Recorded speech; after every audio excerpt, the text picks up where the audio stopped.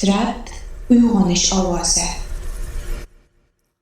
Millatni uyg'otmoq bu faqat so'z emas, bu fidoyilikdir.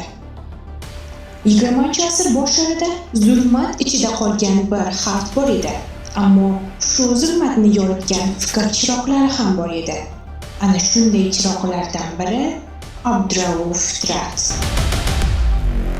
Fitrat jadidchilikning eng dadil vakillaridan biri. U shoir edi, adib edi, olim edi, ammo eng avvalo millat dardi bilan yashagan ma'rifatchi edi. Uning asarlarida savol ko'p. Nega xalq jaholatda, nega ilm orqada, nega kelajak qorong'u? U o'z asarlari orqali yoshlarni fikrlashga, o'ylashga, savol berishga chorlaydi.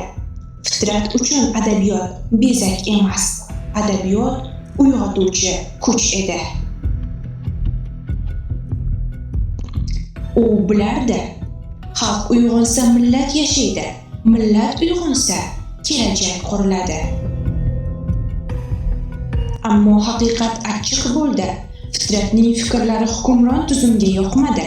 U qatag'on qilindi.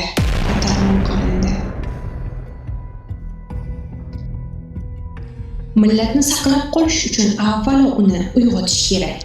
Fitrat faqat o'tmishda qolgan nom emas, Fitrat bugun bizdan javob kutayotgan savoldir. U ilm dedi, biz o'qiyapmizmi? U uyg'onish dedi, biz befarq emasmizmi? Demak, ularning orzusi endi bizning mas'uliyatimizdir.